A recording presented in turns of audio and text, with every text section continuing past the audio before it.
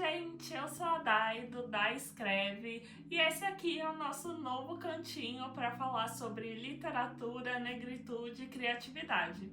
Se você ainda não me conhece, eu produzo conteúdo sobre literatura desde 2020 nas outras redes de vídeo curto. Mas eu sempre tive muita vontade de falar de maneira mais profunda de alguns livros e temas, e por isso esse vai ser o espaço perfeito para fazer isso. E para começar, eu quero falar um pouquinho com vocês como foi que eu construí esse hábito e dar algumas dicas para quem quer iniciar nessa jornada. Bora lá?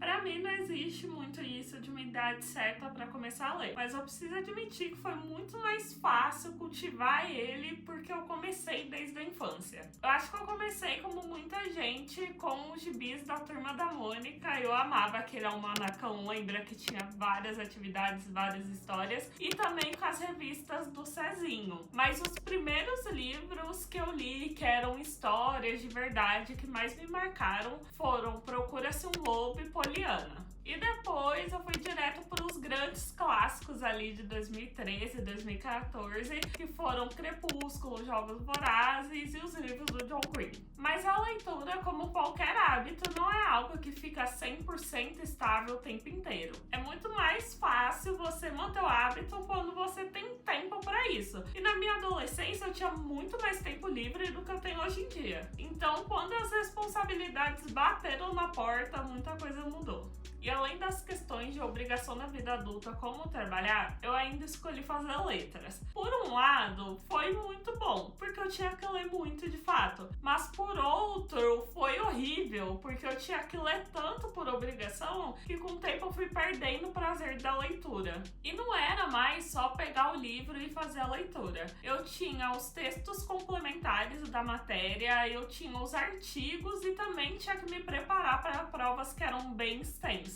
E nesse período eu também tive um problema que eu acho que muitos de vocês podem se identificar se fizeram letras. Eu coloquei na cabeça que eu precisava muito ler os grandes clássicos da literatura. E isso foi por um motivo bem questionável. Eu não queria que me perguntasse qual era o meu livro favorito e eu fosse responder, sei lá, John Green ou Crepúsculo, sabe? Eu queria falar que eu tinha lido ali uma coisa mais densa, então eu pensava que eu precisava fazer esse tipo de leitura. E minha noção de clássico até ali não ia muito além de Machado de Assis, e o grande clássico pra mim era a Turma da Mônica, então tava bem desconexo com o que eu via na faculdade. Ao mesmo tempo, foi nesse período da faculdade que eu fui ter contato pela primeira vez na vida com literatura negra. E isso me despertou alguns sentimentos bem conflitantes, porque eu fui entender que onde eu via muita normalidade, não tinha tanta normalidade assim. Isso começou a me incomodar bastante. E quando eu ia pensar nos clássicos, eles não me representavam e não representavam essas outras pessoas que eu gostaria de ler e gostaria de conhecer. E foi aí que eu fui entendendo porque eu não conseguia me conectar com tantas histórias, principalmente os clássicos. Eles não me representavam, eles não representavam pessoas como eu, pensando ali no clássico e no cânone para a faculdade de letras, e isso se tornou um turbilhão na minha cabeça. E tudo isso só foi mais resolvido dentro de mim porque eu tive a sorte de conhecer a Maria do Impressões de Maria. Ela naquela época já tinha um blog, as redes sociais dela, e uma conversa que a gente teve eu falei o quanto eu queria me conectar mais com a literatura negra, e uma das nossas férias ela me emprestou vários livros, incluindo Olhos d'Água, da Conceição Evaristo. Então foi a primeira vez que eu pude ler essa grande autora, conhecer a literatura dela, conhecer o conceito de escrevivência, e foi um momento muito potente para mim e muito transformador também. E foi no meio dessa dualidade de querer ler mais clássicos, mas também querer me conectar com a literatura negra, conhecer vários livros na faculdade de letras, mas também ler por obrigação, que eu fui tentando encontrar o que eu gostava e eu fui tentando retomar o meu amor pela leitura. E acabou dando certo, principalmente porque ali em 2020, durante a pandemia, foi o ano onde eu mais li. Eu ainda estava na faculdade, mas como a gente estava em casa e o mundo estava caótico, eu precisava de um refúgio, eu voltei para os livros e desde então eu voltei a ser uma leitora assídua. E eu acho que com tudo isso tiveram alguns pontos que eu aprendi e carrego até hoje. A primeira dica é crie tempo para ler. Se você for esperar dar tempo para ler, você nunca vai ler.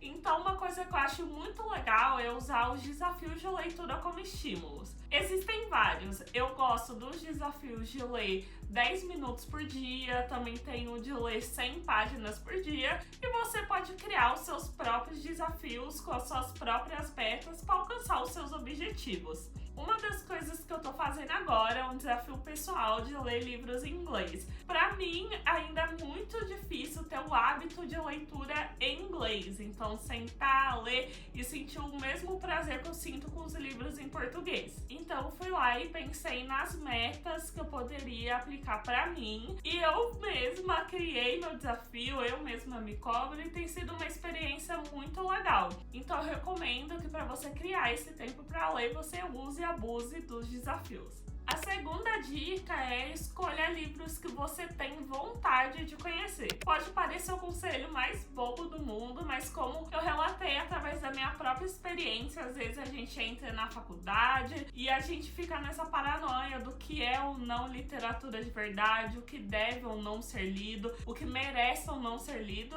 e acaba esquecendo de outras questões muito importantes. Agora eu dou prioridade para os livros que eu de fato quero ler. Como vocês vão ver me acompanhando aqui, eu amo romance e fantasia, amo romantasia, amo bom clichê, e às vezes eu me afastava desse tipo de livro porque achava que não era bom o suficiente ou não era clássico o suficiente, apesar de ter vários clássicos de romance muito bons. Mas na época eu não conhecia e ficava procurando muito outras coisas. Lê o que você gosta, o gênero que é confortável para você ler e mescla isso com outros. Eu acabo lendo livros mais densos, como biografias ou ficção histórica, que trazem um outro tipo de narrativa, e tá tudo bem também. O importante é ver como você tá no momento e o livro que faz sentido para você naquela hora. E a dica número 3, tenha sempre um livro em mãos. Eu sei que já deve ter acontecido com você. Você deixou de levar um livro para algum lugar, quando você chegou lá, você teve que esperar muito tempo e você pensou,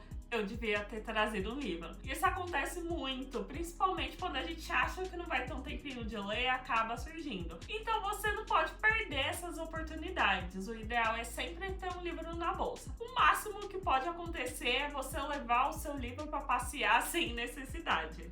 Então é isso, gente. Espero que a minha trajetória e as minhas dicas te ajudem a ler mais. Acompanhe aqui no canal que vai sair muita coisa sobre literatura, hábitos e criatividade. E para fazer isso é só se inscrever clicando no botão aqui embaixo e ativar o sininho para não perder nenhuma notificação e nenhum vídeo. Aproveita também para me acompanhar nas outras redes sociais e acompanhar todo o meu conteúdo. É @daescreve em todas as outras. Espero vocês lá. Um beijo e até a próxima!